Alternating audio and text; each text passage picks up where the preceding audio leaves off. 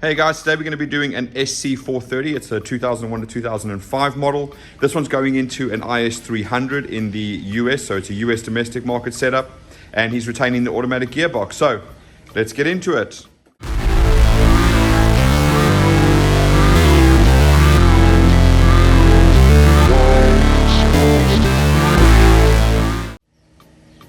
Right, so as I said, this is going to be an SC430 2001 to 2005, so that means it came with the 5-speed automatic gearbox.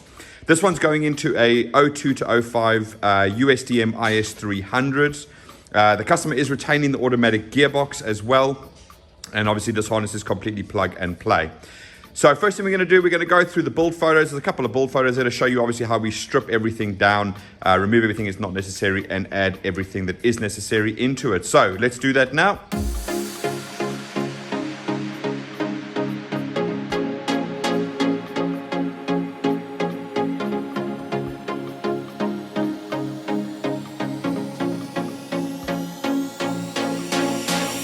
Right, so as you can see, we pull the entire harness apart, remove everything that's not necessary, we add in what we need to add in, and then obviously we recover the whole harness as well. Okay.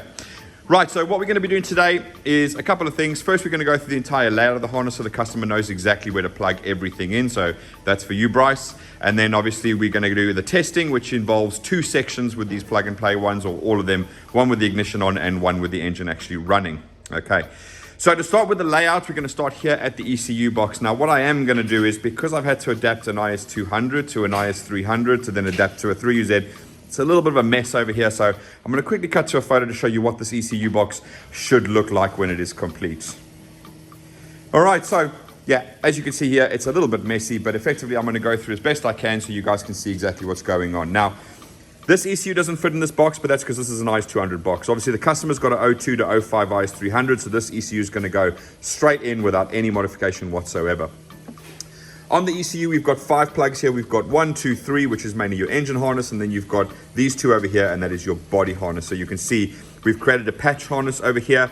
This is going to plug into his existing IS300 ECU connectors. These are the only ones that remain behind after you pull out the 2 JZG-FE VVT-i. Looking over here, as you saw from the photograph, we've got our 4 pitches over there. So we've got, our 4 plugs over there.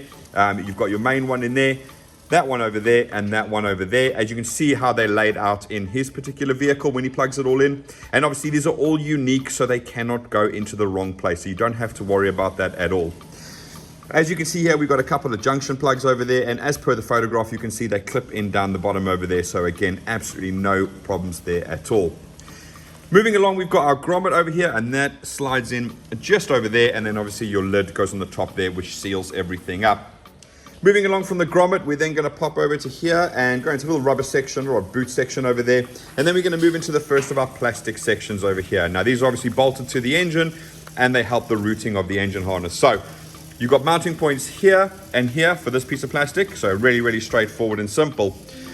The first breakout is going to be this one over here, and that's going to go to injector 1 and coil 1. So let me move around here.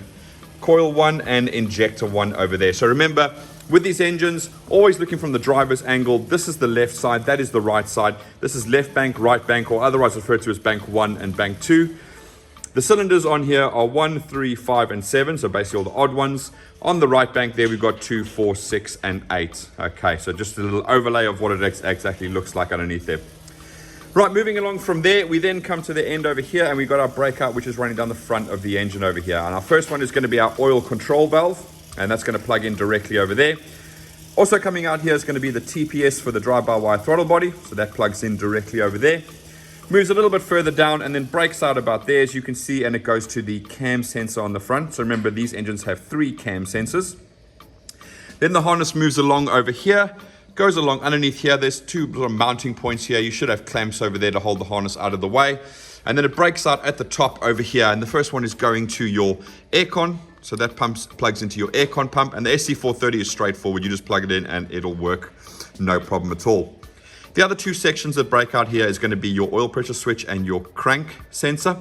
Now, obviously, in this case, because I'm using an LS430 engine, my oil pressure switch is over here, but on the SC and the GS430, your oil pressure switch is going to be facing backwards over there.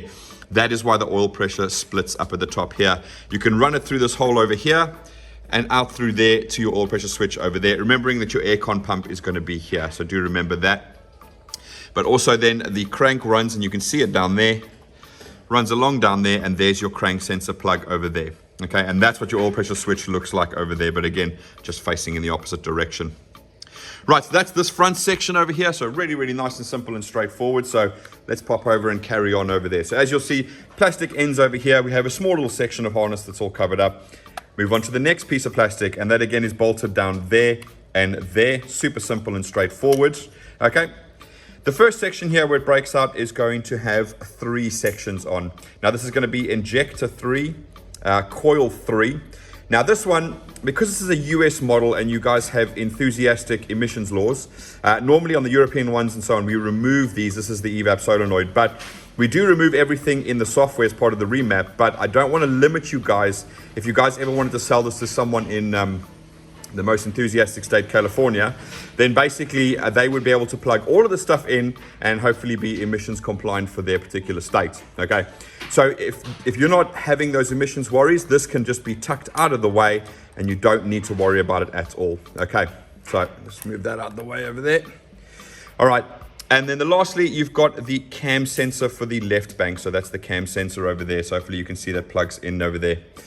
Right, moving along, we then have the next breakout point that comes over here, and that's going to go to injector 5 and coil 5, and then lastly to your noise filter. So on your 3UZs, you should have your noise filter, and this should plug in directly over there.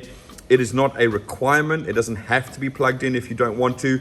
It's mostly to reduce electrical noise, and most of the time it's to reduce the hissing in your speakers that you might sometimes hear if you really crank up the volume.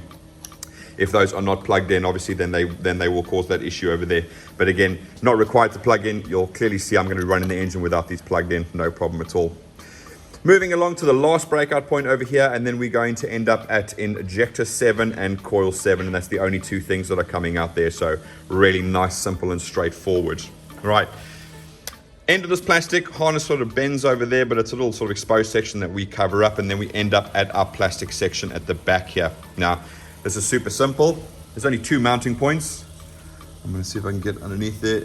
You can see the 1 bolt over there, and you can see the 2nd bolt over there. Those are the only 2 bolts that mount this whole piece of plastic on the back of the engine. So really, really nice and simple. Basically runs down along here, and you have 1 section breaking out here at the bottom. There's a few things that come out here. So first of all, you can see we've got our earth strap over there. So there it is. That's a little M6 bolt over there. 10 socket tightens that up. Then we have another section that breaks down here. We have another little breakout section there, and then that runs down to your Lambda sensor, which is just over there. So do remember, we're not running the secondary Lambda sensors. Those have been removed in the software as well. So yeah, it is literally just these over here in the main manifold that you're going to be using. Then coming out of there is going to be your gearbox harness. So again, you can see there's your input speed sensor. There's your solenoids. There's your selector plug, and then over here is your SP2. So these 2 are the ones at the back of the gearbox on the left-hand side of the gearbox. Again, looking from the driver's perspective. There's your selector, which is going to be on the other side, on the right-hand side of the gearbox. And this speed sensor is also going to be on the left-hand side of the gearbox at the front. But obviously the way the harness goes sort of dictates where it goes. There's only 4 plugs, so it's really, really easy to get right. And then lastly, as this will be a left-hand drive vehicle, we've got our pedal harness coming out the back over here. So you can see that's all nicely labeled for you guys. And it goes straight over here, and the customer has supplied us with an SC430 pedal. I do have a video on these pedals. These particular pedals over here have the ability to go out of range and cause your throttle to shut down. So do remember that you must fit some kind of stopper at the back of this in order to make sure that it doesn't go out of range and cause your throttle to shut down. I will put a link in the description below to that video so you can see exactly what I mean and exactly what it's going to do. So if you run into that issue, you know exactly what's happening. Okay, so that's what's breaking out down there. Now you'll notice there's a bit of plastic in here with a nicely taped up wire there and one coming up over here. So this is what I call the sub harness or start or knock harness, if you want to call it that. This is the plug that goes down underneath the intake. So I'm going to show you a photo now. You can see it goes under the intake, then it goes to the starter motor, and then it goes to knock 1 and knock 2, and you can see we've labeled knock 1 and knock 2 for you guys. Okay, now the thick one coming out here, this is obviously your main starter cable. You can see it goes to the positive side of my battery. Now in this case, you can see clearly that this is designed to make this go that way, because on a left-hand drive vehicle, the battery is going to be over there, not over here. All right. Okay. So just remember that yours is going to go over to that side over there. Right. So let's move over to the other side now, and then we'll carry on with the rest of the harness. So again, we've left off here, we're moving along here, and you'll notice just down in here, there is another little breakout section there, and it goes to the second earth strap. Again, M6 bolt, 10 sockets, going to tighten that up for you. Right. Moving along to here, the plastic's going to come to an end, and then we're going to start with a bit of covered up with tape section of harness. So first in the brake side is going to be injector 8 and coil 8. Nice and simple. Harness is going to move a little bit further, then we're going to break out again, and this time it's going to go to injector 6, coil 6, and then it's going to go to the ACIS vacuum solenoid valve connector. All right. Moving further along, we then are going to break out for the cam sensor, which you can see just over there. Okay. Also note there's a little clamp here that you can put a P-clamp on. I don't do it because obviously I've got to show you where this all goes, and it's a bit difficult to see the cam sensor plug. But you can put a P-clamp exactly like that over there. But anyway, so we're going to the cam sensor under there. We're going to injector 4. We're going to coil 4. We then have our second noise filter over there, which usually attaches to a bracket. Should look something along the lines of that. So that goes on the inlet manifold there. And then lastly, again, because of enthusiastic emission laws, we then have another vacuum solenoid valve that goes here. I think it's called CCS, or closed canister system, or whatever it is. Anyway, that's an American only thing. So your European guys, Japanese guys, you're not going to see these on your harness. Right, moving further along, we've got obviously this P-clamp over there, and then we break out at the front here. So we've got quite a few things coming out here. So let's start from the top. So we've got the drive-by-wire motor plug. That's a little 2-pin plug you can see over there. We've got our coolant temperature sensor. Again, that's for the ECU. Now, if you have a look down in here, you'll see I've got a temperature sensor there. You guys don't have that. That is something that I've fitted. So don't assume that you have that on your 3UZ. You'll have just a blanking bolt over there that looks like that. That's basically what you're going to see bolted in the place of where I put that coolant temperature sensor. All right. Moving along, we then have the oil control valve. So let's just try and move that out the way. So there's your oil control valve for this bank. We then have injector 2 and coil 2. All right, so quite a few things that come out there.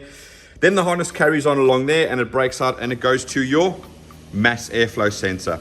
Okay, so that's that section over there. Obviously, I've got the air pipe pushed up, so this looks a bit weird, but that's because I've got it pushed up so you guys can see. Then the harness would normally run down here and then come down here, and it breaks out into 3 sections. So you've got your alternator plug, so that's going to plug directly into your alternator there. You've got your other Lambda for the right bank, that plugs in over there. And then because you've got the front sump, there's your oil level connector that's going to go directly in over there. Okay, so the only other thing that you guys have to add in is this, which is your main alternator cable. And you left-hand drive guys are quite lucky because your battery is right here, so you just got to run a cable from there. Now in your case, you have the fuse box in front of your battery, so I'm going to go to the other side to show you what you're looking at, obviously the inverse.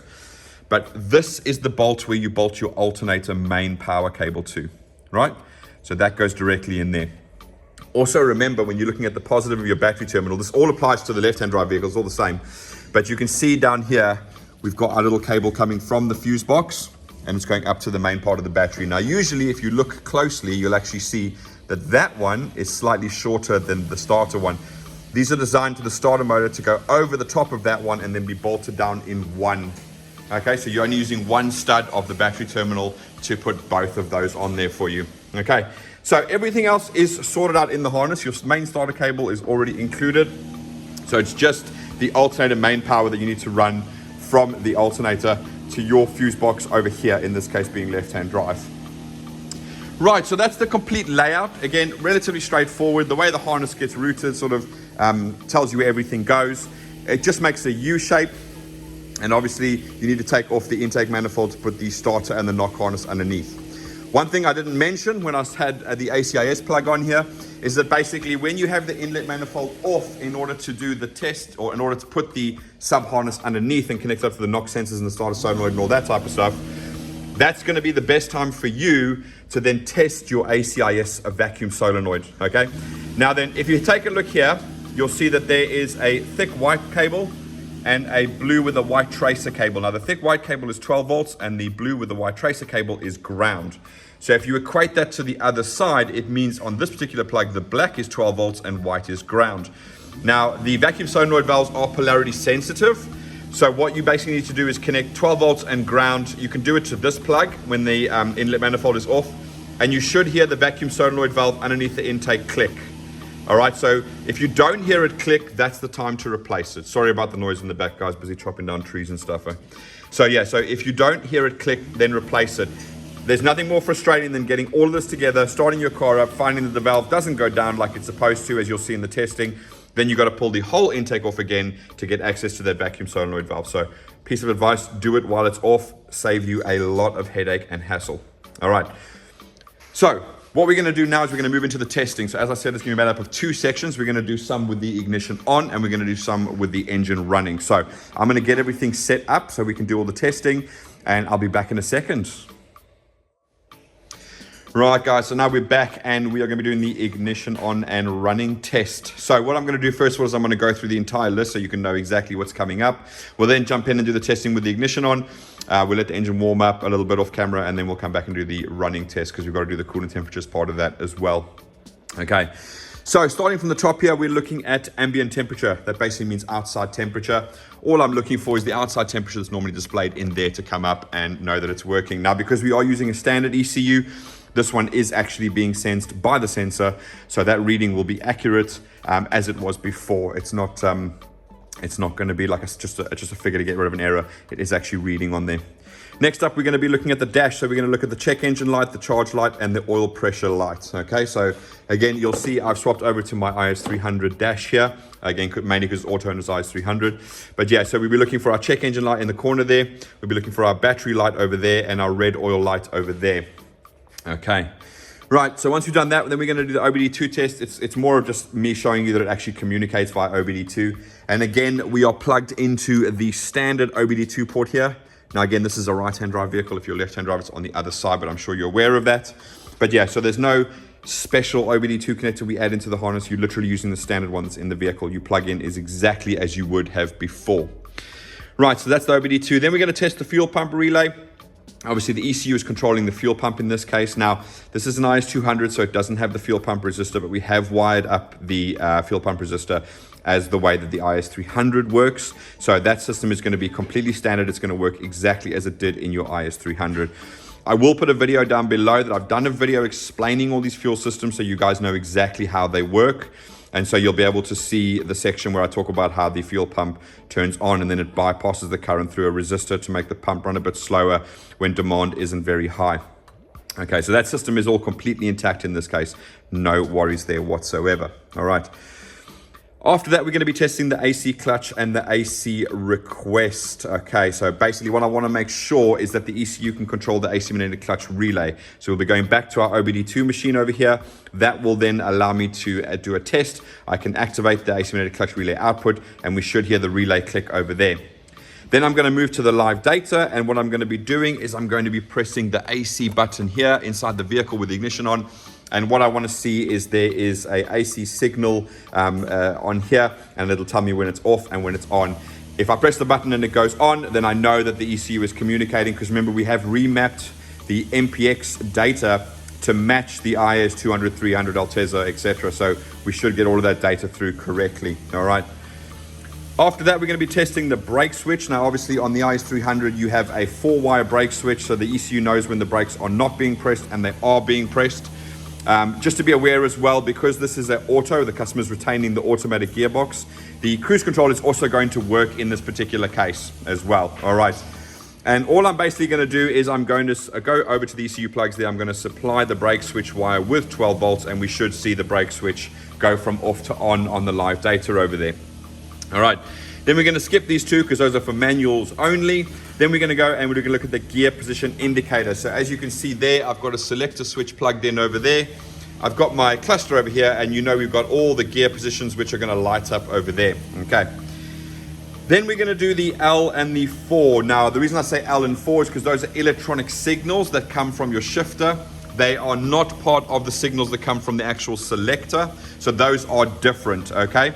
And so what I'm going to do is I'm going to supply L and 4 with 12 volts. And what you will notice, the keen out amongst you, is that L will light up when I do that. And then what happens is M lights up when it's in 4. So now on the IS300, because obviously the SC430 01-05, GS430 2005, and the LS430 2003, they did not have, I think you guys in America call it E-shift. I call it Tiptronic, shift up, shift down buttons basically on them. So effectively, what Toyota have done is M now becomes 4. Okay, so you got 5, drive will go all the way to 5th gear, then you have 4, then you have 3 as an actual movement, then you have 2, and then you go sideways to L. So L and 4/M are a electronic signal. So I'm going to do that at the ECU side, and you're going to see that they are going to light up on the dash, indicating that they will work as expected to. Okay. And then we're going to do the neutral park switch, right? Okay, so what I mean by that is I'm just going to show you quickly that when the vehicle is in park, the engine will crank over. But when the vehicle moves from park to reverse, that the engine will not crank over. So your neutral park switch is working exactly as it would in your standard IS300 or any standard Toyota. So the vehicle will only start in park or neutral. That is all taken care of in the harness there for you. So that's with the ignition on, and then we're going to move on to the engine actually running. So first of all, start a circuit. Well, we're probably going to be doing that when we do the neutral park switch. But anyway, we basically want to make sure that when I put the key in the ignition and I go to turn it, because remember, everything is plug and play. You're basically putting the harness on, plugging in all the plugs over there, putting your alternator cable on, and then this thing should be ready to start. Obviously, hook up fuel as well. But remember, these run the same fuel system as the IS300, so basically just hook it up to the IS300 system. It's a deadhead system. It doesn't require a fuel pressure regulator. All the fuel pressure regulation is being done in your fuel tank in your IS300/200, okay? Anyway, so that's the starter circuit there. So we just want to make sure when you turn the key, the engine cranks over, everything starts up, it's fine. Then we're going to pop over and we're going to make sure that the ACIS or acoustic control induction system works. We make sure that this thing goes down here. Again, in the descriptions now, I'm putting tons of links to videos that I've done explaining certain things. One of them is the ACIS system. You'll see I take the whole inlet manifold apart and you can see everything that's going on inside there, okay? All right, so that's going to be the ACIS. Then we're going to do the drive-by-wire test. Obviously, I've got to move over to the other side of the car there because left-hand drive, and I'm just going to rev the engine. Basically, it's as simple as that. This is a completely drive-by-wire system. There's absolutely no accelerator cable involved at all with this. So effectively, I want to know when I press the pedal that the engine will rev up, okay? Then what we're going to do is what we call the oil control valve test. So this little TechStream-based device allows me to test both oil control valves, bank 1 and bank 2. So I'm going to be doing that. And it's basically going to make the engine run lumpy. That tells me that the oil control valves are working and they are doing exactly what we expect them to. Then you'll see I've done injectors and coils. Now, injectors and coils, basically what I'm going to be doing is I'm going to be unplugging each injector one by one, and we're listening for a misfire. Now, the reason I don't unplug the coils is on the 3UZ, if the ECU detects a misfire, aka the coil being unplugged, it does actually shut down the injector. So if I unplug the injectors one by one, then what would basically happen is the injectors would shut down, and once I got the other side, I'd basically kill the engine before I could test it all. So that's the reason I only unplug the injectors on that one, okay?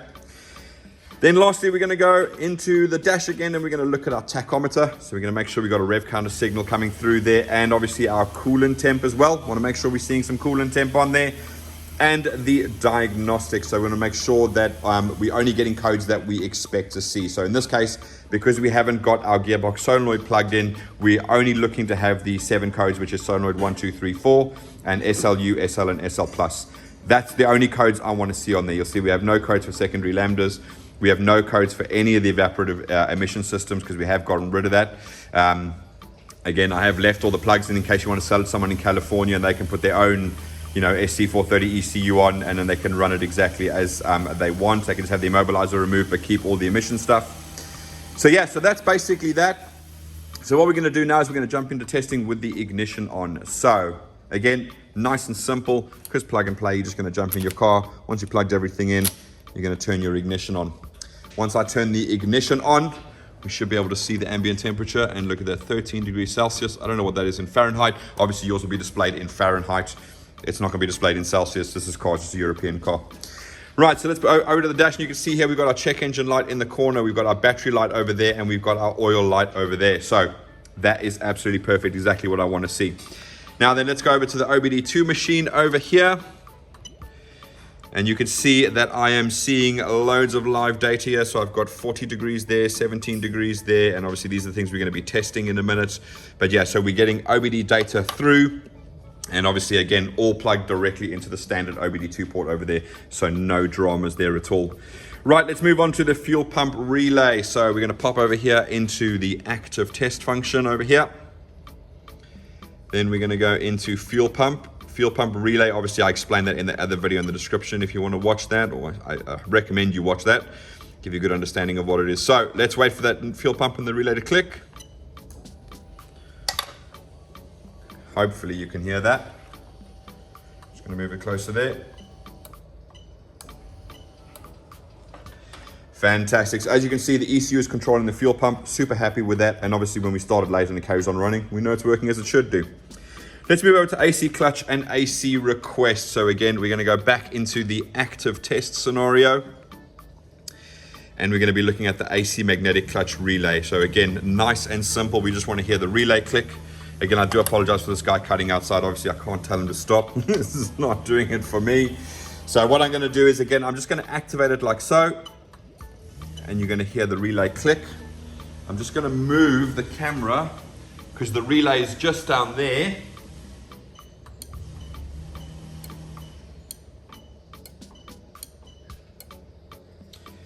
Okay, I did it a couple of times. Hopefully you guys heard it, but it definitely is working. I could hear it here. Okay. Right, so that's AC clutch. Let's move over to AC request. So as I said here, you can see we've got an AC signal section over here, and at the moment it is saying off. Let's move over to here. Press the AC button. You see that is lit up now. And you see our AC signal has gone back to on. Let's turn it off again. And it's gone back to off. Right, okay, so your AC system will work provided that everything is connected, and I mean everything. You've got the pressure switch at the front. You need to make sure your pressure is correct. But other than that, the ECU is receiving the request from the car to turn on, and it has the ability to activate the AC magnetic clutch relay to provide 12 volts to the AC compressor. Okay, so that's all working exactly as we expected to. Right, let's move over to brake switch. So just underneath the AC signal here, you can see I've got stoplight switch. It is currently in the off position. So all I'm going to do now is I'm literally going to go and I'm going to take my brake switch wire, which is this one.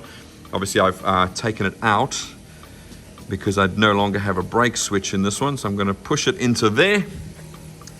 That should give it 12 volts. Let's check. There you go. See, stoplight switch is now on. So that's exactly perfect. All right, so obviously I'm using the IS300 plugs to make sure that my wiring from there to there is correct as well. Okay. Right, so that's a stoplight switch, nice and simple, no dramas there. We're going to skip reverse and speedo because we're using an auto. Let's move over to our gear position indicator. So I'm going to turn the dash around there because obviously we're going the other side now. Let's take a look at that. Fantastic. Okay, so let's get a section where we've not got the glare on there. But yeah, you can see we're on park, and all I'm basically going to do is I'm going to be turning the selector switch. So we're on park. Well, fantastic. Let's try and get this to stay on there. Let's go back to reverse. Let's go back. So we're on park. Go down one to reverse, down one to neutral, down one to drive. And then obviously that mechanical movement then skips to number 3, and then it goes to number 2. Okay. So what I'm going to do now is I've got my L and my 4 wires down here loose so I can supply them with 12 volts. So let's just find the L one. So you can see there, once I supply that with 12 volts, 2 disappears and L becomes active. And as soon as I let it go, we go back to 2, okay?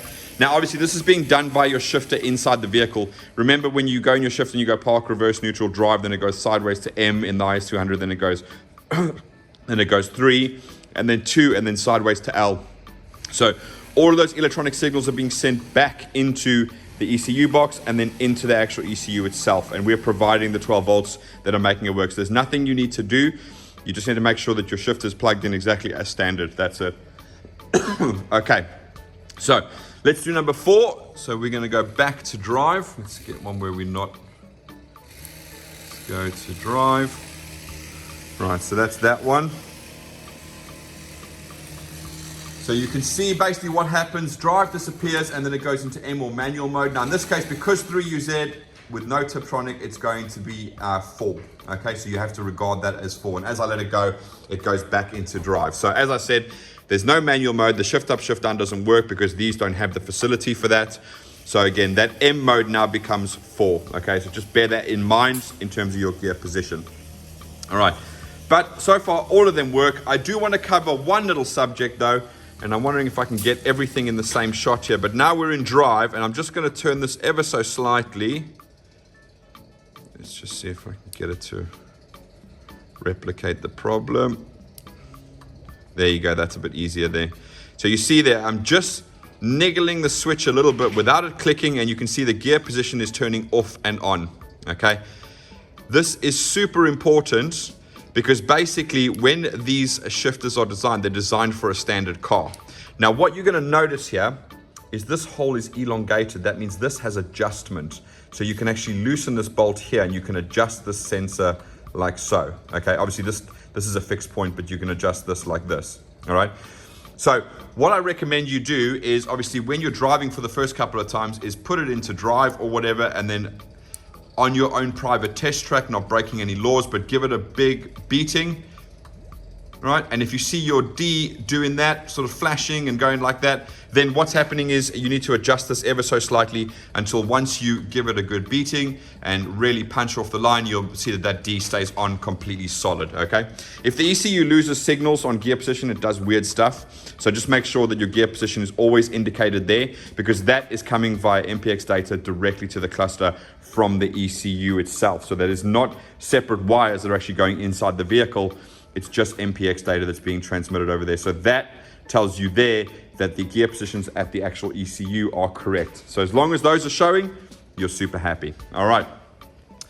So let's move on to the next one. What have we got? Okay, so we've done Allen 4. Let's go over to neutral park switch. Okay, so this is going to be now where effectively, okay, so we're in drive already.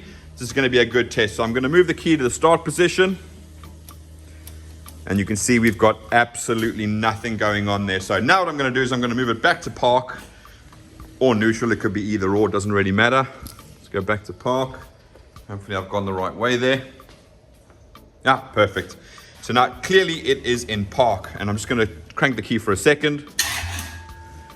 There you go. So our neutral park switch is working exactly as we expect it to. It will not start unless it's in park or neutral. Okay.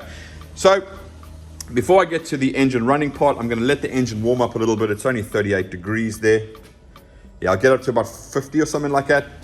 We should see the needle start moving, and then by the time we've done all the tests and we get back to the coolant temp, it should have raised up a little bit more as well. So that'll be fantastic. So let me get this engine warmed up, and I'll be back in a second with you guys. Okay. Right, guys, so we are back and doing the test for the engine running now. So I've got my ear defenders on, so if I'm talking a bit loudly, that is the reason why. But quick recap of what we're going to be doing. So first of all, we're going to be doing the starter circuit, basically making sure it starts with the key on. The ACIS, which is basically making sure that that goes down. We'll be jumping over the other side to do the drive-by-wire test, so that's basically revving the car up over there. We'll be doing the oil control valve test via the OBD2 machine. We'll do the injectors and coils by pulling them out one by one and listening for a misfire. We're going to come back and make sure that our tacho is working, as well as our coolant temperature sensor as well. And then we'll go through the diagnostics and make sure we've only got the codes related to the missing solenoid plug on the gearbox that I do not have plugged in. Right, so without further ado, let's jump in. It's in park, as we can see over there. So let's fire her up. Okay, you can see the alternator light and oil light have gone out. That stayed on because of the gearbox codes. So, starter circuit, okay. ACIS valve, okay. Drive-by-wire test, let's have a look over here.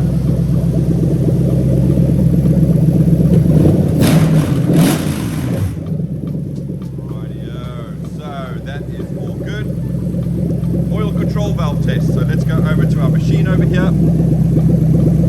Active test. So VVT-i control bank 1.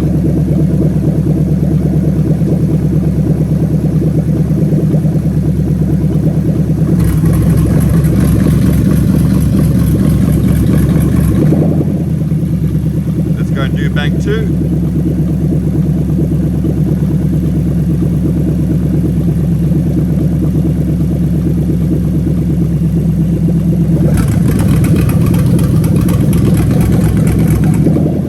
Rightio, so that's the oil control valve done.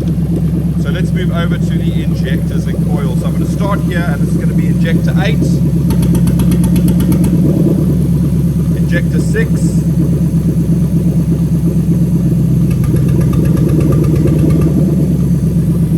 injector 4, let's go to the last one over here, injector 2. Okay, and let's move over to the other side. We've got injector 7, injector 6, oh sorry, 5, injector 4, oh sorry, 3, getting confused there. And let's squeeze in for injector 1, which is a real pain to get to.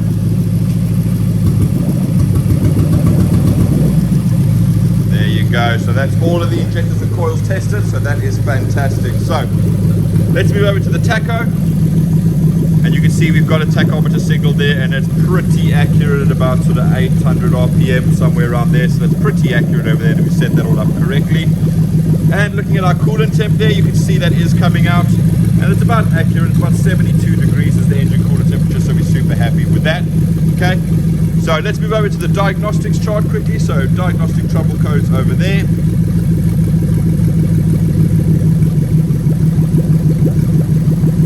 Right, and you can see here we've got shift solenoid 1, 2, 3, and 4, SLU, SLT, and SLN. Okay, I'm going to quickly shut off the car. So I'm not trying to talk over the running engine over there. So you can see she's running nice and smooth. No dramas there whatsoever.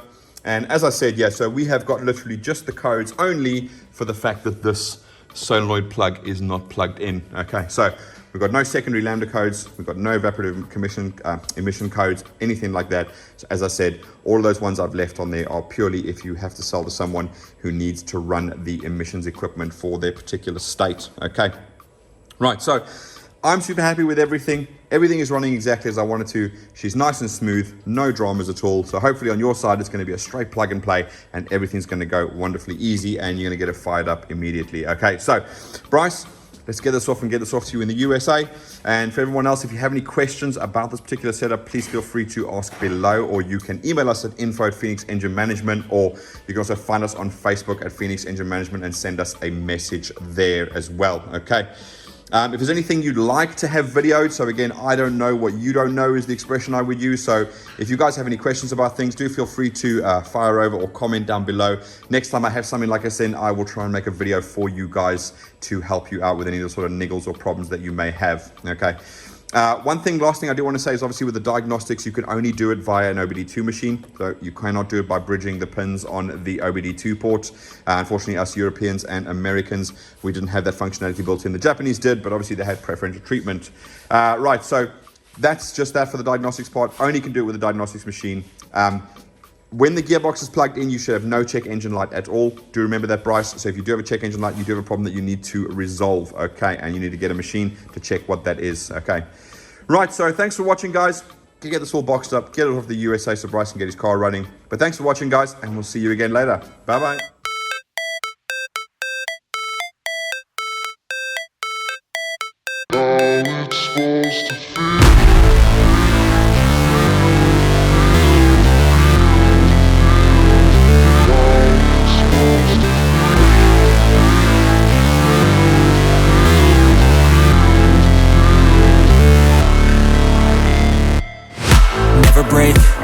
Fight, never quit, do it right, play the game, win it life, have no shame, there's no time, feel the pain, live the grind, I could change, in my mind, pick a lane, commit and climb, the only way to win it life, I never miss, that's fact, taking big swings, put your hand to the bat, put me in the ring, you'll go out in a bag, cause I sing what I mean and I bring it to the mad light, ain't got time to kill, I got time to feel, I took the red pill, I know life's short so I wanna live real, but how's it supposed to feel?